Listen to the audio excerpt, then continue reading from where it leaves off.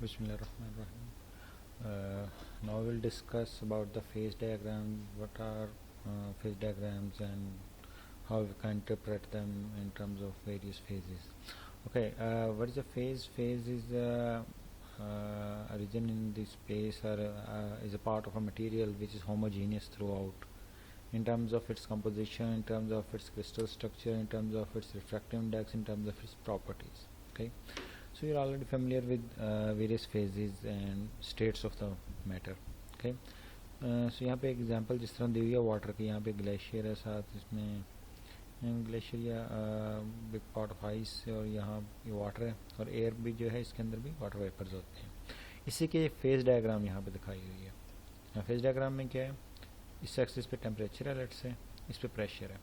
ठीक है, जैसे टेम्परेचर इंक्रीज करते हैं वाटर का, यहाँ पहले आइस है, ठीक है, फिर यहाँ लिक्विड हुआ, फिर यहाँ पे वेपर या स्टीम की फॉर्म में चला गया. ठीक है, सो डिफरेंट फेजेस जो हैं उन्हें डिस्क्राइब कर सकते हैं थ्रू फेज डायग्राम्स. अब वाटर में तीनों फेज एग्जिस्ट करते हैं. डिफरेंट स्टेट्स जो हैं वो डिफरेंट फेजेस भी होती हैं, जिस तरह हमने पहले डिस्कस भी किया है. जितनी स्टेट्स हैं वो सब की सब फेजेस होती हैं. जब फेज चेंज होता है इसका मतलब ये नहीं कि स्टेट चेंज हुई है, लेकिन जब स्टेट चेंज होगी तो इसका मतलब है कि फेज भी चेंज हुआ है.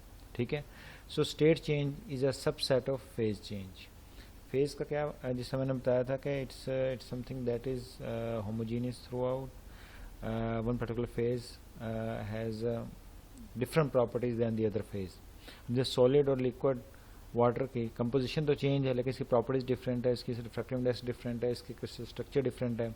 ये सॉलिड फॉर्म में इसका क्रिस्टल स्ट्रक्चर होगा, लिक्विड में एक रैंडम स्ट्रक्चर होता है. ठीक है, जब इस तरह के चेंजेस आते हैं तो इट मीन्स के फेज भी चेंज हो रहा है. ठीक है, तो फेज यहाँ से सॉलिड से लिक्विड में जा रहा है, इट मीन्स के फेज चेंज हो रहा है.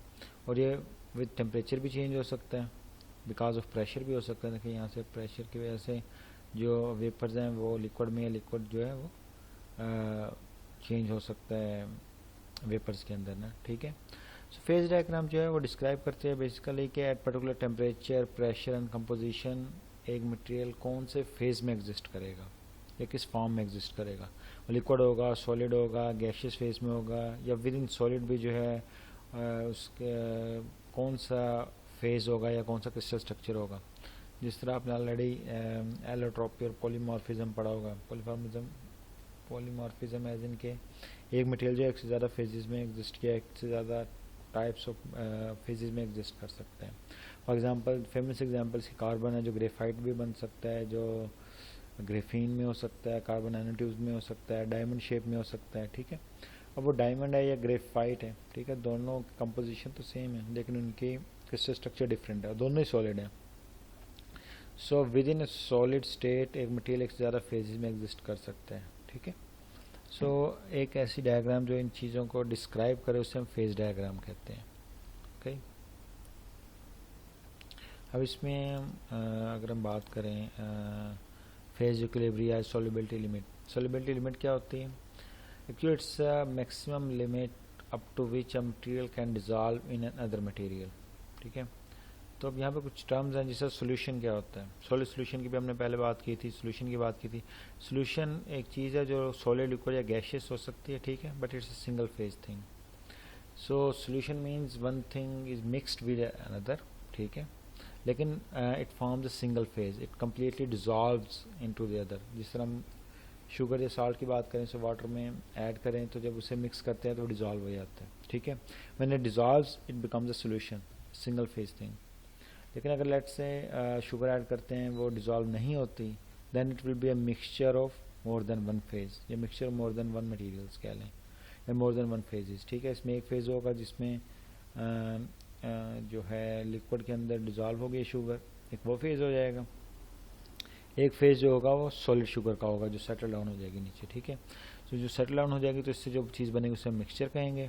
अगर कम्प्लीटली डिज़ोल्व हो जाता है तो जो कम्प्लीटली डिज़ोल्व पोर्शन उसे हम सोल्यूशन कहेंगे. ठीक है, अब इसको हम सोल्युबिलिटी लिमिट क्या होती है. अब ये फेज डायग्राम से इस तरह समझें कि यहाँ पे टेम्परेचर है वाई एक्सिस पे, एक्स एक्सिस पे कंपोजिशन है. Composition as in weight percent sugar है. अब लेट से प्योर वाटर में वेट परसेंट शुगर 0 हो गई, फिर हम उसमें शुगर ऐड करते जा रहे हैं, शुगर की अमाउंट बढ़ती जा रही है. ठीक है, तो लेट्स से एक पर्टिकुलर टेम्परेचर पे 20 डिग्री सेंटीग्रेड पर हम असूम कर लेते हैं, शुगर ऐड करते जाएं, ये ऐड होती जाएगी इसमें ना, ठीक है, अनटिल एक पॉइंट आएगा जिससे ज़्यादा अगर आप शुगर ऐड करते हैं तो वो मज़ीद उसमें डिज़ोल्व नहीं होगी बल्कि सेटल डाउन होना शुरू हो जाएगी, नीचे बैठना शुरू हो जाएगी, ठीक है। वो पॉइंट जिसके ऊपर शुगर जो है वो डिज़ोल्व नहीं हो सकती उसे हम सोल्युबिलिटी लिमिट कहते हैं, यानी कि इस लिमिट से कम शुगर होगी तो ऐड हो सकती है, सिंगल फेज क्या कहते हैं सिस्टम होगा और शुगर जो कम्प्लीटली डिज़ोल्व हो जाएगी। इससे आगे जाएंगे तो कुछ शुगर सेटल डाउन हो जाएगी, ठीक है, एज ए सॉलिड शुगर जैसे यहाँ पे दिया भी हुआ, और बाकी जो है लिक्विड होगा जिसके अंदर सोलिड जिसमें शुगर जो है जो ऑलरेडी डिज़ोल्व्ड है, ठीक है। तो इसका मतलब एक लिक्विड होगा जिसमें मैक्सिमम जितनी शुगर डिज़ोल्व हो सकती है वो होगी, बाकी जो होगी इसमें सॉलिड शुगर सेटल डाउन हो जाएगी, ठीक है। सो इस पॉइंट से आगे टू फेज सिस्टम होगा, इससे पीछे सिंगल फेज सिस्टम होगा। सिंगल फेज एज इन के इसमें एक ही फेज है, इसमें लिक्विड और सॉलिड लिक्विड और जो शुगर जो है वो कम्प्लीटली डिज़ोल्व्ड है। इस पॉइंट से आगे जो है लिक्विड होगा जिसके अंदर शुगर और वाटर जो है आपस में कम्प्लीटली डिज़ोल्व्ड है, उसके अलावा सॉलिड शुगर भी होगी जो सेटल डाउन हो गई होगी, ठीक है। तो किसी एक टेम्परेचर के ऊपर एक पॉइंट आएगा जिसके ऊपर उससे ज़्यादा सॉलिड उससे ज़्यादा शुगर जो डिज़ोल्व नहीं हो सकती, फिर अगर टेम्परेचर इंक्रीज़ करते हैं तो शुगर की सोल्युबिलिटी बढ़ जाती है, सही है। तो हाई टेम्परेचर पर शुगर की सोल्युबिलिटी ज़्यादा है, इसका मतलब है ज़्यादा शुगर डिज़ोल्व हो सकती है। जब इन पॉइंट्स को आपस में कनेक्ट करते हैं तो एक लाइन बनती है जो सोल्युबिलिटी लिमिट जिसे कहते हैं, ठीक है। सो हम देख सकते हैं सोल्युबिलिटी लिमिट जो है वो चेंज हो रही है विद टेम्परेचर। टेम्परेचर इंक्रीज़ करेंगे ज़्यादा शुगर डिज़ोल्व हो सकती है, टेम्परेचर कम करेंगे कम शुगर डिज़ोल्व होगी, ठीक है। So solubility limit is a maximum concentration for which only one phase और सिंगल फेज सोल्यूशन एग्जिस्ट, ठीक है। अब इसके हम एग्जांपल ले लेते हैं कि लेट्स से 20 डिग्री सेंटीग्रेड पे शुगर की सोल्युबिलिटी लिमिट क्या होगी, लेट्स से ये फाइंड करना है। तो अगर ये डायग्राम गिवन है तो इस डायग्राम में हम क्या करेंगे, एक लाइन ड्रा करेंगे, ठीक है, इस तरह इसमें 20 डिग्री सेंटीग्रेड से सीधी लाइन ड्रा करें पैरेलल टू एक्स एक्सिस, जहाँ पे सोल्युबिलिटी लिमिट को कट करती है उसे नीचे को ले आए। तो ये पॉइंट जो होगा 65, ये हमें बताएगा कि 65 वेट% जो है शुगर मैक्सिमम डिज़ोल्व हो सकती है एट 20 डिग्री सेंटीग्रेड, ठीक है। सो इट मीन्स कि 20 डिग्री सेंटीग्रेड के ऊपर अगर कंसनट्रेशन 65 वेट% से कम है शुगर की तो कम्प्लीटली डिज़ोल्व हो गई, सिंगल फेज सिस्टम होगा। अगर कंसनट्रेशन 65 वेट% से ज़्यादा है, ठीक है, इससे ज़्यादा है, इट मीन्स कि यहाँ पे लिक्विड भी होगा और सॉलिड शुगर भी होगी, ठीक है। तो ये इन्फॉर्मेशन जो है ये हमें फेज डायग्राम से मिलती है। अब इसी एग्जांपल एक और हम देख सकते हैं कि कंपोनेंट्स और फेजेस की फॉर्म में, ठीक है। कंपोनेंट्स क्या होता है, कंपोनेंट्स आर द एलिमेंट्स या compound which are present in an alloy, ठीक है। समझ लें जिस तरह एल्यूमिनियम और कॉपर लेट्स से तो ये एलिमेंट्स हैं, इनके मिलने से, या जिस तरह हम स्टील की बात करते हैं स्टील में आयरन होता है और कार्बन होता है, ठीक है। ये दो जो चीज़ें हैं हम कंपोनेंट्स भी कह सकते हैं, इसे हम एलिमेंट्स भी कह सकते हैं, ठीक है। तो स्टील जो है इसमें मेनली आयरन और कार्बन होगा, ठीक है।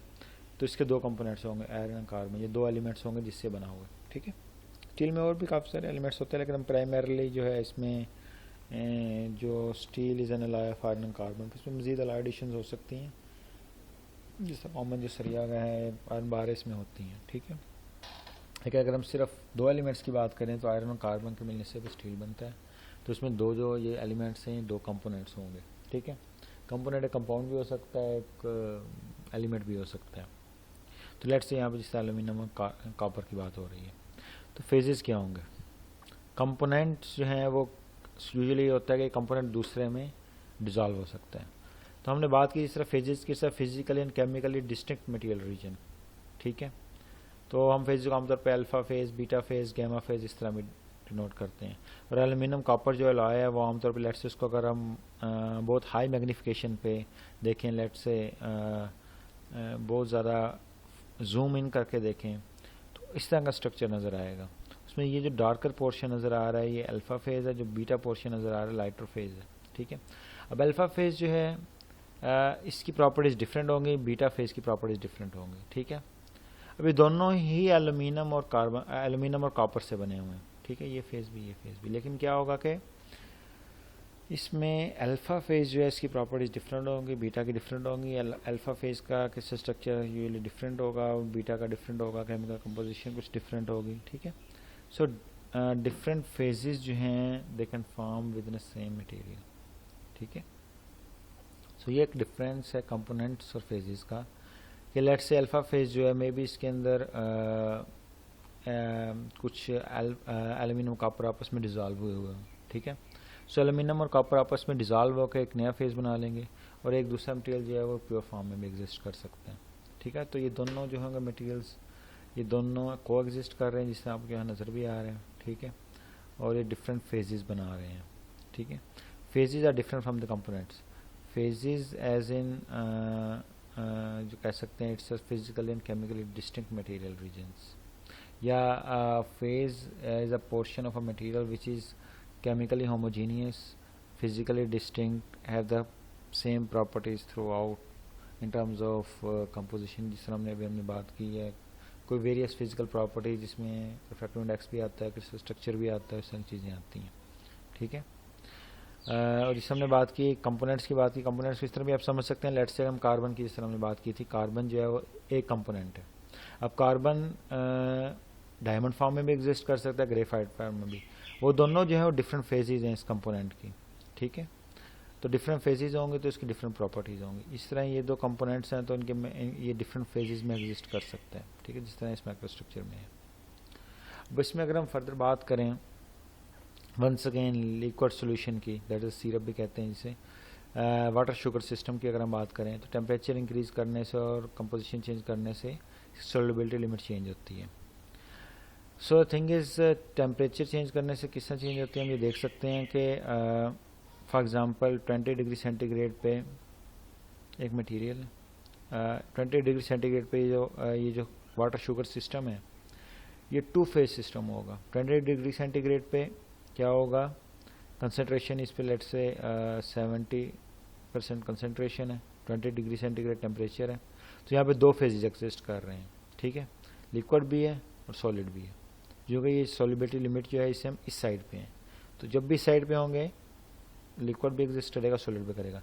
लेकिन जो ही हम इसे टेम्परेचर इंक्रीज़ करते हैं और लेट से हम सॉल्युबिलिटी लिमिट क्रॉस करते हैं और इस पॉइंट पे पहुंच जाते हैं, तो यहाँ पे कंसनट्रेशन तो वही है जो पहले थी, 70% इसमें शुगर है। लेकिन जब टेम्परेचर 100 पे चला गया है तो इसका फेज जो है, पहले टू फेज सिस्टम था, यहाँ पे जाके सिंगल फेज सिस्टम हो गया। यहाँ पे सिर्फ एक फेज एग्जिस्ट करेगा जो वाटर शुगर सिस्टम का होगा, ठीक है। Completely dissolve completely dissolve sugar और वाटर हो गया यहाँ पे, ठीक है। और इस सॉल्युबिलिटी लिमिट से बिलो पे जाएंगे तो यहाँ पे टू फेज सिस्टम होगा, इसमें लिक्विड भी होगा और सॉलिड शुगर भी होगी, ठीक है। तो इस तरह टेम्परेचर चेंज करने से फेज चेंज हो सकता है मटेरियल का, नंबर ऑफ फेजेस जो है वो चेंज हो सकता है विद इन अ मटेरियल, ठीक है। अब कंपोजिशन चेंज करने से भी नंबर ऑफ फेजेस चेंज हो सकते हैं। फॉर एग्जांपल 100 डिग्री सेंटीग्रेड पे ही टेम्परेचर है, ठीक है, यहाँ पे सिंगल फेज है, अगर इसमें लेट से शुगर और ऐड करते हैं तो ये टू फेज सिस्टम भी हो सकता है। अब यहाँ पे 100 डिग्री सेंटीग्रेड लेकिन कंसनट्रेशन चेंज की है, 90% पे गए हैं तो फेजेस वंस अगेन 1 से 2 हो गए हैं, ठीक है।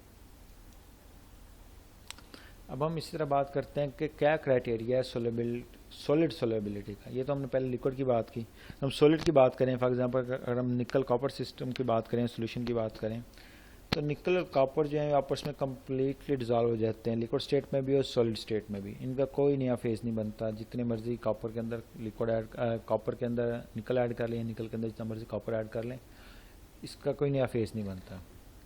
तो इसमें इसका मतलब है इसमें सोल्युबिलिटी लिमिट है ही नहीं, यह 100% है, ठीक है।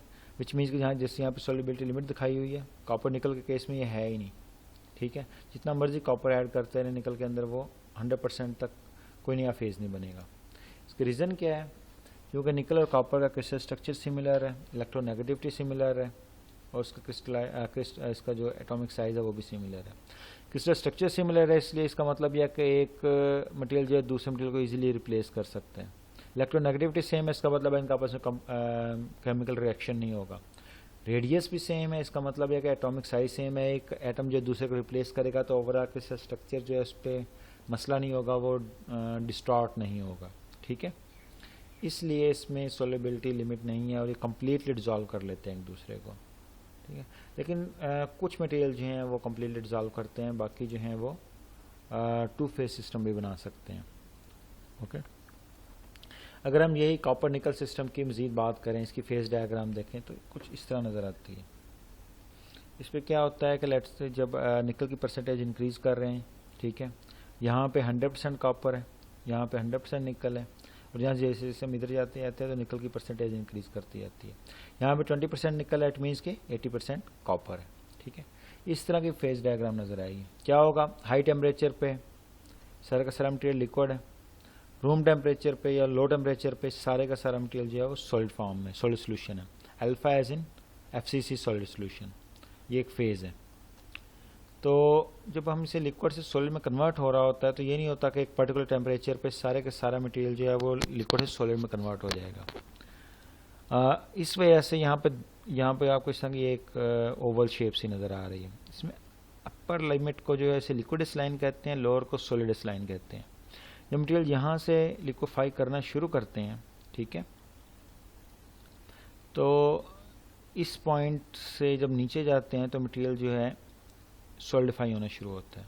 लेकिन सारे का सारा सॉलिडिफाई नहीं होता, कुछ मटेरियल जो है वो लिक्विड फॉर्म में होता है, कुछ सॉलिड फॉर्म में होता है। सॉलिड फॉर्म में जो होगा वो अल्फा फेज होगा, लिक्विड फॉर्म में एग्जिस्ट करेगा। जब यहाँ से हम इसे कूल डाउन करते करते करते जब इस पॉइंट को सॉलिड लाइन को क्रॉस करते हैं तो सारे का सारा मटेरियल सॉलिडिफाई हो जाता है।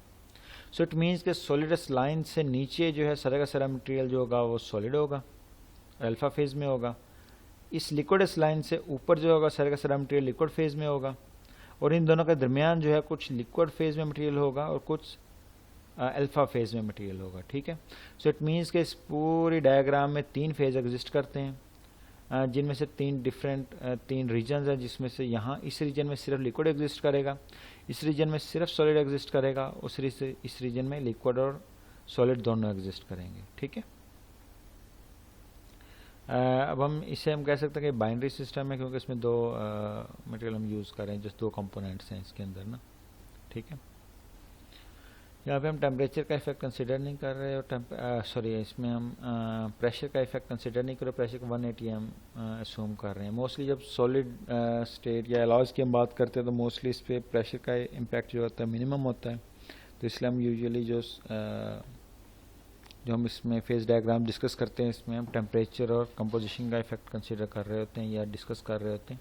प्रेशर को हम आमतौर पर 180 हम असूम कर रहे होते हैं। ठीक है, अगर हम आगे बात करें कि इस डायग्राम से हम क्या क्या चीज़ें फाइंड कर सकते हैं, तो रूल 1 ये है कि if we know the temperature and the composition of an alloy, ठीक है, then we can predict which phases are present. ठीक है, फॉर एग्जांपल लेट्स से हमें पता है पॉइंट ए है एक, ठीक है, उसमें 1100 डिग्री सेंटीग्रेड टेम्परेचर है और 68% निकल है। ठीक है, तो हमें टेम्परेचर भी पता है, हमें कंपोजिशन भी पता है, तो टेम्परेचर यहाँ से इधर को आ जाए, कंपोजिशन यहाँ से इधर को चले जाए, तो ये जो पॉइंट होगा जब हम इसे लोकेट करेंगे तो हम देखेंगे ये पॉइंट किस जगह पे लोकेट कर रहा है। अगर इस जगह पे लोकेट करे तो हमें पता है यहाँ पे सिर्फ एक फेज़ है, और वो फेज़ कौन सा है, अल्फ़ा। ये अल्फ़ा फेज़ यहाँ पे एग्जिस्ट कर रहा है, तो हम कह सकते हैं इस इलाके में जब 68% निकल होगा और 1100 डिग्री सेंटीग्रेड टेम्परेचर होगा तो ये अल्फ़ा सॉलिड सोल्यूशन की फॉर्म में होगा, ये अल्फ़ा फेज़ होगा इस पर। ठीक है, इस मटेरियल का फेज़ होगा वो अल्फ़ा होगा, या ये जो मटेरियल जो है ये एग्जिस्ट करेगा अल्फ़ा फेज़ के अंदर अगर कंपोजिशन 60% है और टेम्परेचर 1100 है। ठीक है, इस तरह हम बात करें लेट्स से अगर 1250 डिग्री सेंटीग्रेड टेम्परेचर है, ठीक है, और कंपोजिशन 35% है, तो इस पॉइंट को लोकेट करें। ये पॉइंट इस रीजन में एग्जिस्ट कर रहा है। इस रीजन का मतलब यह है कि यहाँ पे 2 फेज सिस्टम होगा। ठीक है, 2 फेजेस होंगे, कुछ पोर्शन लिक्विफाई हुआ होगा, कुछ पोर्शन सॉलिड की फॉर्म होगा, अल्फा फेज होगा इस पर। ठीक है, इसी तरह अगर लेट्स से इसी कंपोजिशन का टेम्परेचर अगर ज़्यादा होता, लेट्स से 1200 की बजाय 1400 होता, तो फिर यहाँ पे सिंगल फेज एग्जिस्ट करना था और सिर्फ लिक्विड फेज होना था। ठीक है,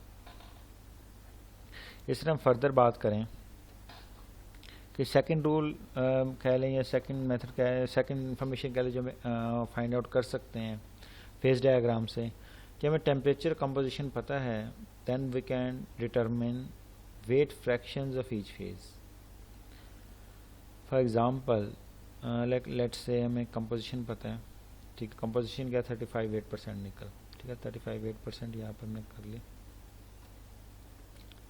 नेक्स्ट जो है हमें ये पता है कि टेम्परेचर क्या है, ठीक है।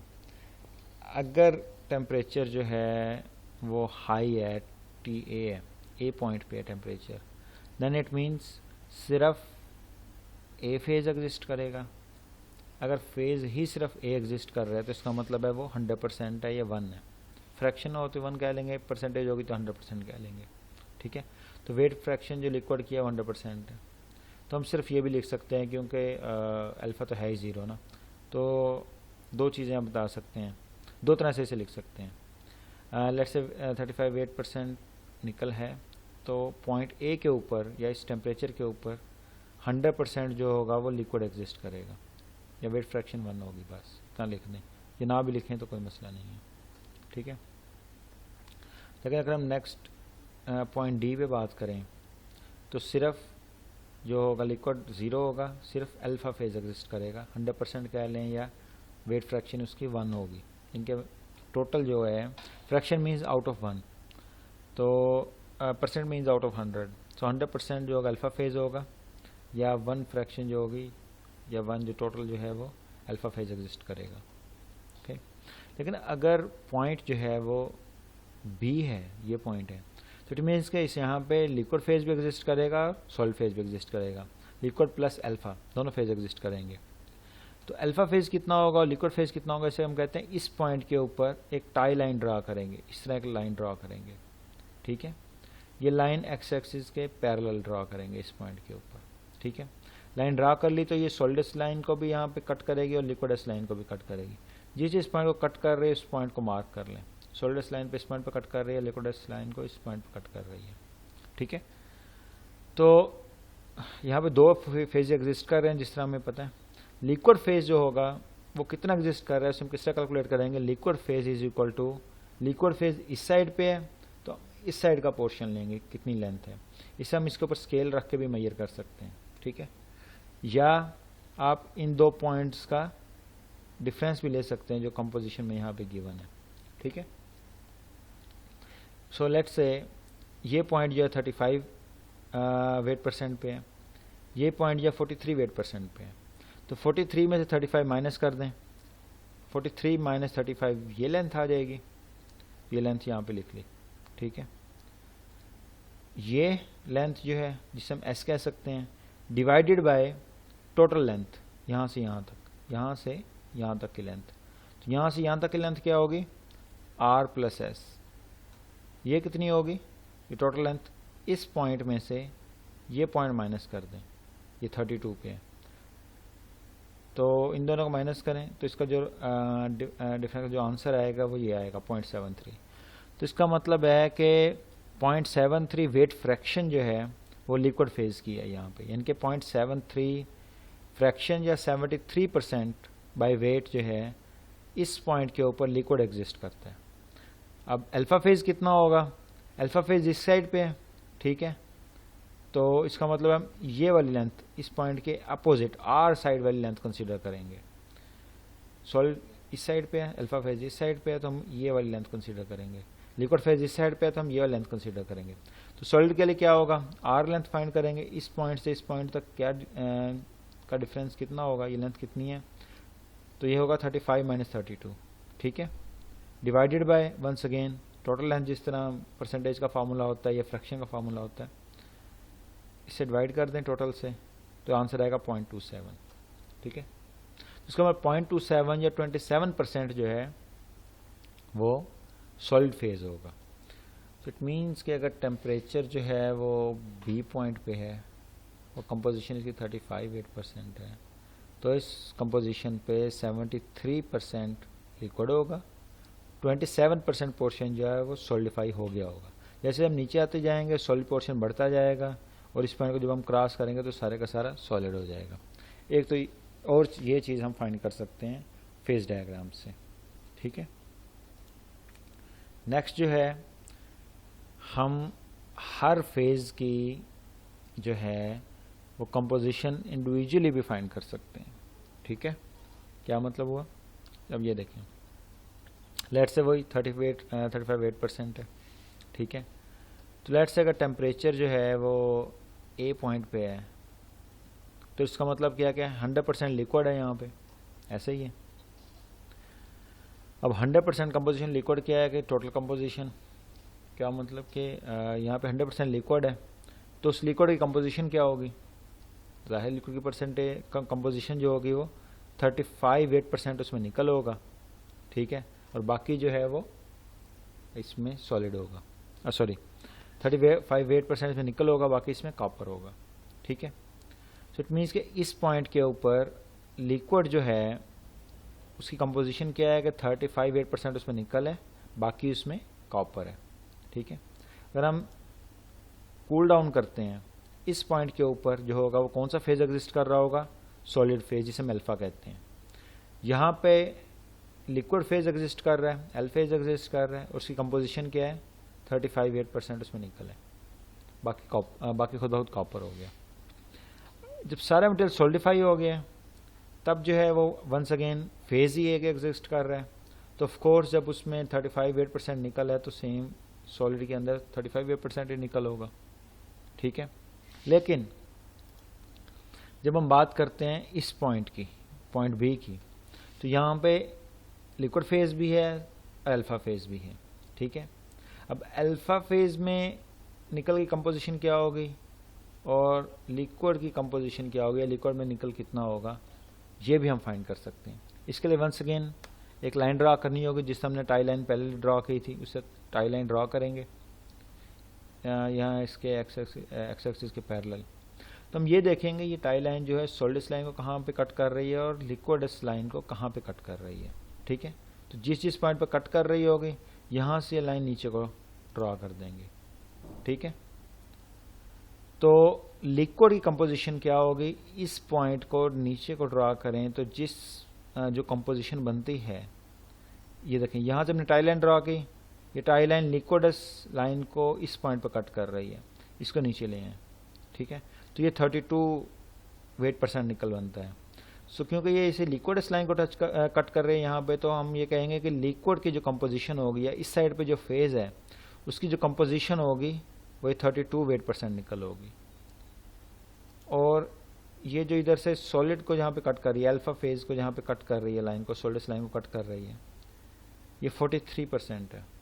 तो इट मीन्स के जो सॉलिड फेज है, जो अल्फा फेज है, उसमें निकल की कंपोजिशन जो होगी वो 43% होगी, ठीक है। सो इसका मतलब है कि बी पॉइंट के ऊपर दो फेज एग्जिस्ट कर रहे हैं, लिक्विड और सॉलिड, ठीक है, लिक्विड और अल्फा। लिक्विड में निकल की परसेंटेज डिफरेंट होगी, सॉलिड में निकल की परसेंटेज डिफरेंट होगी, ठीक है। और वो किस तरह फाइंड करेंगे, इसे टाई लाइन ड्रा करेंगे, यहाँ पे हम आ जाए तो यहाँ पे 32%, यहाँ पे आ जाए तो 43, ठीक है।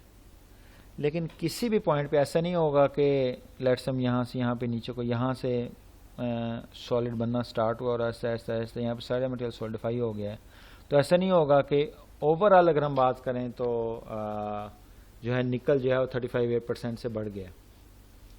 क्या मतलब हुआ, फॉर एग्जांपल हम इस तरह बात करते हैं कि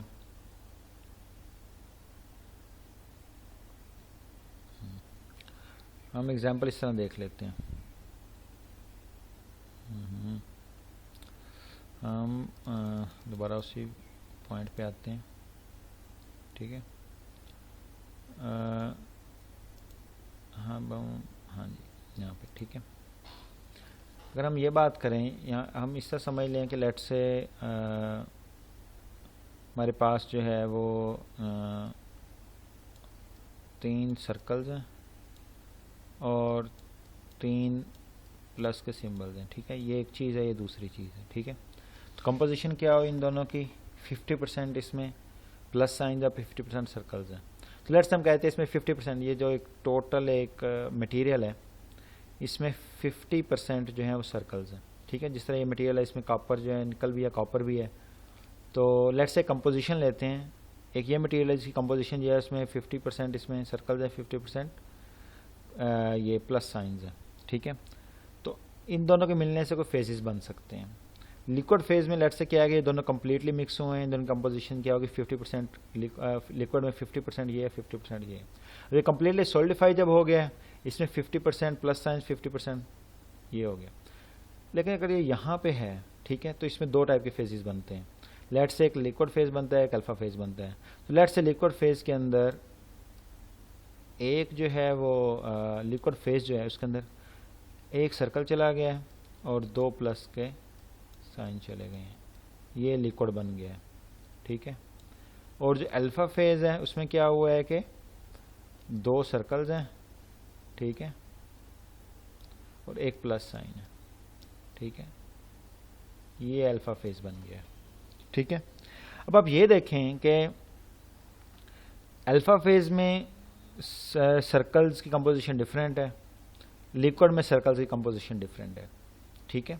यहाँ पे 66% सर्कल्स हैं, यहाँ पे सॉरी यहाँ पे 33% सर्कल्स हैं, यहाँ पे 66% सर्कल्स हैं ठीक है। जिस तरह हमने यहाँ पे बात की थी कि जब यहाँ पे टाई लाइन ड्रा करेंगे तो सॉलिड्स की लिक्विड अल्फा फेज की कंपोजिशन डिफरेंट होगी, लिक्विड कंपोजिशन डिफरेंट होगी। यहाँ पे आप देखें ना कंपोजिशन दोनों के लिक्विड और अल्फा डिफरेंट है, लेकिन ओवरऑल दोनों को ऐड करें तो क्या परसेंटेज बनती है ठीक है। ओवरऑल फिर वंस अगेन 50-50% बनेंगे अगर, क्योंकि यहाँ पे देखें दोनों चीज़ें एग्जिस्ट कर रही हैं, लिक्विड भी एग्जिस्ट कर रहा है सॉलिड फेज भी एग्जिस्ट कर रहा है। इन दोनों को आपस में ऐड अप करें तो टोटल निकल कितना बनेगा और टोटल कॉपर कितना बनेगा, वो 35 वेट% ही बनेगा। जिस तरह हम इन दोनों को आपस में ऐड करें तो ओवरऑल कंपोजिशन क्या बनेगी, वंस अगेन 3 सर्कल्स हो जाएंगे, 3 प्लस साइंस हो जाएंगे, इन दोनों को ऐड कर लें क्या होगा 1 2 3 3 circles 1 2 3 plus science. So once again क्या परसेंटेज हुई 50-50 ठीक है। सो दो डिफरेंट फेजेस के अंदर लोकली इन दोनों की कंपोजिशन डिफरेंट हो सकती है, कंपोजिशन डिफरेंट हो सकती है, लेकिन जब उन्हें ओवरऑल कंपोजिशन देखेंगे एक मटेरियल की वो वही होगी जो यहाँ लिक्विड फेज में है, वही यहाँ सॉलिड फेज में होगी, वही ओवरऑल कंपोजिशन जो होगी वही रहेगी। फेजेस की आपस में रिलेटिव कंपोजिशन जो होगी वो डिफरेंट हो सकती है ठीक है। यही चीज़ यहाँ पे बताई हुई है ठीक है। ये हम इस तरह डिफरेंट कंपोजिशन जो है वो फाइंड कर सकते हैं ओके। इस चीज़ को हम फर्दर यहाँ पे एक डिटेल में देख सकते हैं। फॉर एग्जांपल मटेरियल जो है वो 35 वेट% ही है, निकल है, इसमें ए पॉइंट के ऊपर है ठीक है। ए पॉइंट पे क्या है कि ये 35 लिक्विड सिर्फ फेज एग्जिस्ट कर रहा है, सिंगल फेज है, एक फेज लिक्विड जो है वो लिक्विड फेज है, 35 वेट% निकल है। जब इसे हम कूल डाउन करते हैं जस्ट लिक्विड एस लाइन से नीचे जाता है तो मैंने आपको बताया था न्यूक्लिएशन एंड ग्रोथ का फेनोमेना एग्जिस्ट करता है। तो क्या होगा, छोटे छोटे न्यूक्लियाई बनेंगे ठीक है। ये जो न्यूक्लियाई बनेंगे छोटे छोटे ठीक है, ये जो हैं ये सॉलिड पार्टिकल्स बनेंगे ठीक है। यानी कि यहाँ से जो ही हम नीचे जाते हैं लिक्विड एस लाइन से तो यहाँ पे सॉलिड बनना स्टार्ट हो गया। जब यहाँ पर टाई लाइन ड्रा करेंगे तो इसका मतलब होगा जो मेजर पोर्शन जो है वो लिक्विड है, थोड़े से इसमें सॉलिड पोर्शन सॉलिड पार्टिकल्स बन रहे हैं। सॉलिड पार्टिकल्स की जब टाई लाइन ड्रा करेंगे तो हम देखेंगे कि कंपोजिशन क्या है 46 वेट% निकल है, विच मीन्स के जो पार्टिकल्स बन रहे हैं वो हाई उसकी कंपोजिशन है, उसमें हाई परसेंटेज है निकल की। लिक्विड की वेट% तकरीबन 35 दोबारा इसीलिए है कि इनकी रिलेटिव परसेंटेज बहुत कम है, बहुत कम पार्टिकल्स बन रहे हैं जो सॉलिड पार्टिकल्स हैं। तो इसमें निकल थोड़ा सा एक्स्ट्रा भी चला गया तो ओवरऑल जो लिक्विड कंपोजिशन पे जो है वो इतना ज़्यादा फ़र्क नहीं पड़ा। लेकिन जैसे जैसे हम यहाँ से नीचे आते जाएंगे ठीक है, लेट से इस पॉइंट पे आ गए तो once again tie line draw करें, ये पार्टिकल जो हैं ये न्यूक्लियाई जो हैं वे ग्रो हो गए हैं। अब इसमें जब ग्रोथ के साथ साथ जो है इसमें निकल की परसेंटेज कम होती जा रही है, या इस तरह आप कह लें कि जो है कॉपर जो है इसमें ज़्यादा डिपॉजिट होना शुरू हो गया, निकल है जो है कम सॉलिडिफाई हो रहा है और कॉपर जो है वो ज़्यादा सॉलिडिफाई होना शुरू हो गया। शुरू में निकल ज़्यादा सॉलिडिफाई हो रहा था, अब ऐसा ऐसा निकल जो है कम सॉलिडिफाई हो रहा है, कॉपर जो है वो बढ़ रहा है। अब यहाँ से ऐसा ऐसा हम और नीचे आ जाएं, नेक्स्ट डी पॉइंट पे आ जाए, जब तकरीबन सारा मटेरियल सॉलिडिफाई हो गया, थोड़ा सा बीच में लिक्विड है, तो इसमें क्या हुआ है कि जो सॉलिड में जो है निकल अभी भी जो है वो परसेंटेज उसकी थोड़ी सी ज़्यादा है, 35 होना चाहिए, 35 से ज़्यादा है निकल। बाकी निकल जो है, लेकिन जो लिक्विड जो है वो कॉपर रिच है, उसमें निकल की परसेंटेज कम हो गई है। क्योंकि जैसे कि हमने बात की कि निकल जो है वो ज़्यादा सॉलिडिफाई हो रहा है, ठीक है, पहले बहुत ज़्यादा हो रहा था, फिर ऐसे ऐसे टेम्परेचर नीचे जाना शुरू हुआ, निकल की सॉलिडिफिकेशन जो है वो, निकल का जो पोर्शन जो है वो सॉलिडिफिकेशन कम होता चला गया, ठीक है। पहले 48% सॉलिड हो रहा था, सॉलिडिफाई हो रहा था, या 46% हो रहा था, फिर 43% पे आ गए, 43 लिखा हुआ है, ठीक है, और फिर ऐसे ऐसे 36 पे आ गया, ठीक है। तो ऐसे ऐसे निकल जो है वो कम सॉलिडिफाई होना शुरू हो गया, ठीक है। लेकिन जब निकल यहाँ पे सॉलिडिफाई हो रहा है, स्टिल ओवरऑल जो 35% होना चाहिए निकल, उससे ज़्यादा सॉलिडिफाई हो रहा है, विच मीन्स के जो लिक्विड जो है उसमें ऐसा ऐसा निकल की परसेंटेज जो है वो कम होती जा रही है। तो यहाँ पे निकल की परसेंटेज तकरीबन वही थी जो होनी चाहिए, यहाँ पे निकल की परसेंटेज कम हो गई है 35 से। क्यों? क्योंकि एक्स्ट्रा निकल जो है वो इधर चला गया। जिस तरह हमने पीछे बात की थी, जिस तरह हमने यहाँ बात की है कि लेट से लिक्विड में इस तरह टोटल जब लिक्विड है, जब सॉलिडिफाई होना शुरू हुआ है तो ज़्यादा जो है सर्कल्स इधर चले गए, ज़्यादा इधर चले गए तो ज़्यादा कम इधर रह गए हैं, ठीक है। तो यही काम यहाँ पे हुआ है, ठीक है। निकल जब ज़्यादा सॉलिडिफाई हो गया है, ठीक है, सॉलिडिफिकेशन में ज़्यादा चला गया निकल, तो लिक्विड में कम रह जाएगा आहिस्ता आहिस्ता, ठीक है। फाइनली जब सारा मटेरियल सॉलिडिफाई हो जाएगा तो क्या होगा, ये पोर्शन भी लिक्विड वाला सॉलिडिफाई हो जाएगा, तो ओवरऑल क्या होगा, वंस अगेन वेट परसेंट जो है वो निकल जो है वो उतना ही रहेगा, टोटल वेट परसेंट निकल उतना ही रहेगा। लेकिन क्या होगा कि शुरू में निकल ज़्यादा डिपॉजिट हो रहा है, ऐसा ऐसा निकल जो है उसकी परसेंटेज कम होती जा रही है, तो इसकी वजह से ये लेयर स्ट्रक्चर बनेगा इनका ना, जो यहाँ पे नज़र भी आ रहा है, ठीक है। शुरू के जो पार्टिकल्स बनेंगे वो हाई निकल होंगे, उसके बाद जिसके ऊपर नए लेयर्स बनती जाएंगी सॉलिड मटेरियल्स की, वो आहिस्ता आहिस्ता जो होंगी वो देखें निकल उसकी परसेंटेज उसमें निकल की कम होती जाएगी।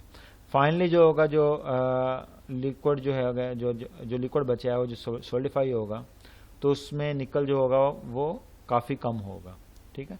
तो इस तरह प्रैक्टिकली जो है मटेरियल इस तरह सॉलिडिफाई होता है। ये इतना सिस्टम मतलब प्लेन या इजी नहीं है कि ये स्ट्रेट फॉरवर्ड नहीं है कि जस्ट सॉलिड जो है सारा का सारा लिक्विड जो सॉलिडिफाई हो गया है सच, इस तरह नहीं होता। आमतौर पर पहले न्यूक्लियाई बनते हैं, न्यूक्लियाई जो होंगे वो डिपेंड करता है, वो निकल रिच होंगे इस पर्टिकुलर केस में, और ऐसे जब न्यूक्लियर ग्रो करते जाएंगे तो निकल रिचनेस जो है वो कम होती जाएगी थोड़ी थोड़ी, और फाइनली जो है वो 35% पे आ जाएगी। पहले ये 46% जो है निकल है उसमें, वो ऐसा ऐसे जब नई लेयर्स बनती जाएंगी वो